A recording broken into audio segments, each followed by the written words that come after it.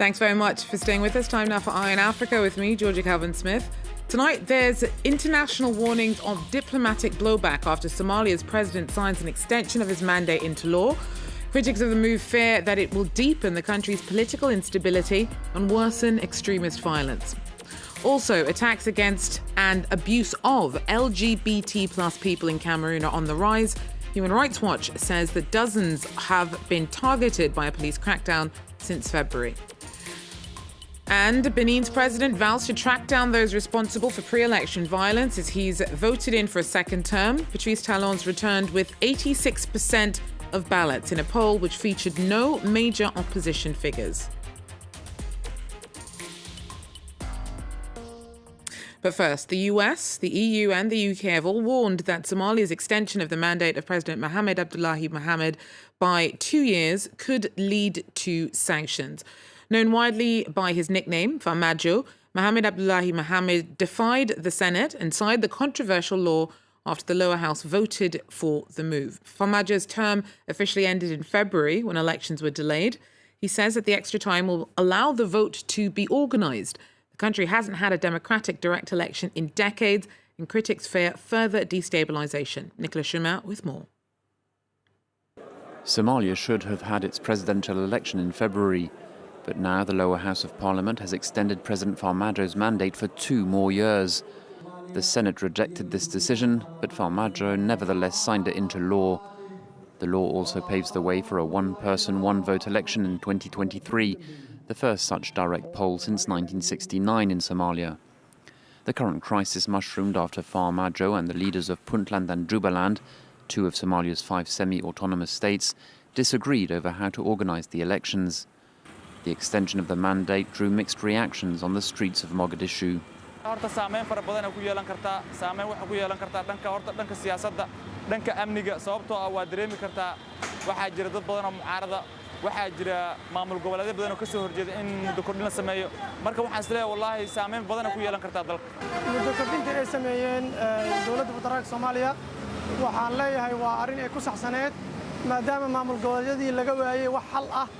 The United Nations and major donors like the EU and the US have all criticised Farmajo's decision. Somalia's president has the support in the Horn of Africa of Ethiopia and Eritrea, and further afield of Turkey and Qatar. Analysts say this new political crisis can only benefit the al-Shabaab jihadists. On Wednesday, at least a dozen civilians were killed when a bus was blown up north of the capital. In recent weeks, al-Shabaab have been posting videos casting the country's elite as power-hungry and unfit to govern. Well, Amanda Sperber is in Mogadishu and she joins us now. Amanda, so a pretty bold move there by Farmajo, but is it legal? It's not an entirely clear-cut situation.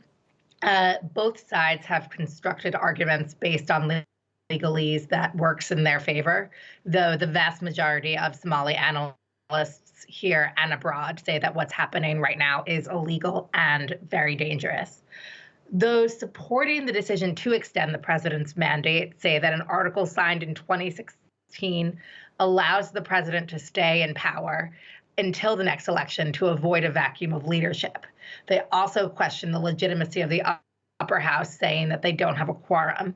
Critics, the upper house, and the very formidable opposition say that this is an engineered power grab that will destabilize Somalia.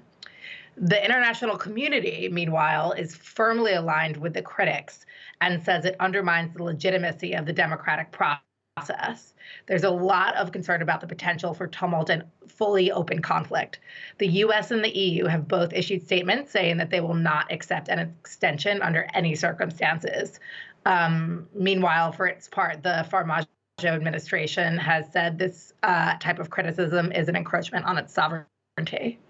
Well, Farmajo is clearly not going anywhere for a while then. Do you think that Somalia can now settle down and just focus on bringing about the elections over the next couple of years or so, as Farmajo says is his intention? No, there's a very strong opposition with a clear argument and an aligned international community that says this is an illegal power grab that's incredibly dangerous and could create a lot of problems, not just in Somalia, but that could reverberate across the Horn of Africa. So really anything could happen right now. It's an extremely volatile situation that's only starting to play out. I have a friend who I've been talking to here, and whenever I ask him what's going to happen, he just always says to me, we're only in the first 5 minutes of the movie. Thanks very much, Amanda Spebet, there for us in Mogadishu. On another news, Human Rights Watch says that security forces in Cameroon have increasingly been targeting LGBT plus people. The rights group has documented accounts of abuse, including forced anal examinations of at least 24 people since February. Anti-gay laws carry jail terms of up to 5 years, and though arrests appeared to have dropped off over the last few years, persecution now appears to be on the rise.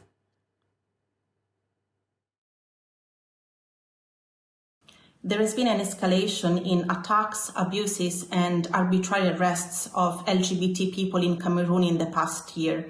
In our last report, we documented how the security forces, the police and the gendarmes, arrested people on homosexuality charges, threatened them, verbally assaulted them, including children.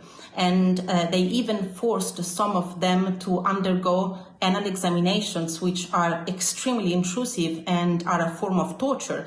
They also are of no scientific value whatsoever, but they have unfortunately regularly been carried out by doctors and used by judges to prosecute LGBT people. I was personally shocked by the accounts provided by some of the detainees I have interviewed, because they didn't only report on physical assaults by the security forces, but also on verbal assaults, with the gendarmes and police calling them monsters, devils, not humans. And so I think that our report highlights what we have already known for years, an homophobic climate and environment in Cameroon, where LGBT people, activists, lawyers have been regularly assaulted, threatened and targeted. So I think this troubling spate of abuses against LGBT people, which we documented, make it all the more critical for the government of Cameroon to take immediate action to, first of all, repeal the law which criminalizes same-sex conduct, which is a law that is contrary to the Constitution and also violates international law, but also for judicial authorities to immediately release and drop all the charges against people who are detained only because of their real or perceived sexual orientation and gender identity. Ilaria Eligotzi there speaking to me a little earlier on. Now, at least 8 people have been killed in a suspected Islamist attack in the northeast of Nigeria, near the border town of Damasak. Armed men arrived around 5 p.m. on Tuesday, sending locals fleeing into the bush and over the frontier into Niger. No one's yet claimed responsibility for the raid, but extremist group Boko Haram and its offshoot, the Islamic State West Africa province, operate in the area. Around 2 million people have fled the northeast since Boko Haram first launched an insurgency in 2009. Patrice Talon has been returned as president of Benin. In a run-up to Sunday's election, there were violent protests in several cities by demonstrators angry at Talon's decision to run for a second term, despite having promised in 2016 not to do so. Protesters also complained that he'd pushed through election laws that effectively excluded leading opponents from running. Our team headed out onto Cotonou's streets not long after results were announced. Patrice Talon was returned as president of Benin by an election in which no opposition leaders ran. Results handed him 86% of the vote. Some are sceptical of the level of support he's received. Ce n'est pas une surprise, mais nous sommes surpris par les chiffres qui ont été donnés. C'est un faux chiffre. However, other voters remain enthusiastic about his leadership. Ça, c'est le vrai chaos. Donc, nous, vraiment, moi, je ne suis pas étonné. Durant son mandat de 5 ans, il a fait du concret. Il n'a pas fait du verbiage. Il n'a pas fait des poses de pieds inutiles. However, critics of Talon accuse him of having become increasingly authoritarian during his first term. Most of the country's main opposition leaders failed to qualify as candidates because of controversial new electoral laws. The 2 opponents who did run against Talon were relatively unknown. Some opposition figures had called for an election boycott. They're now sceptical of the Electoral Commission's claims of a 50% turnout rate. ce qui est faux et archi faux, c'est le taux de participation. Vous êtes promené dans tout le pays. Talon s'est fait installer avec à peine 5%. Même des institutions neutres, comme l'organisation de la société civile, cette organisation n'a pas osé, malgré toutes les pressions, aller au-delà de 20%. Talon's camp insists that critics of the election don't have the full picture. Ils n'ont pas couvert tous les bureaux de vote.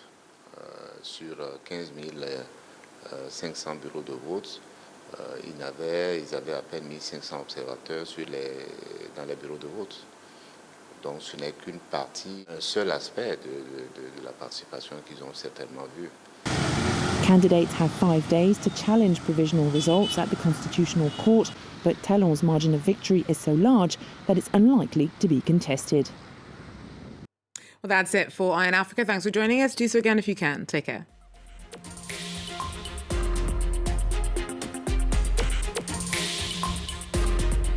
Your needs are changing, and so is France24.com. With articles, reports, the latest international news, all our programmes available on replay, together with live broadcasting 24/7. Intuitive, fast, and available in 4 languages. France24.com. Liberté, égalité, actualité.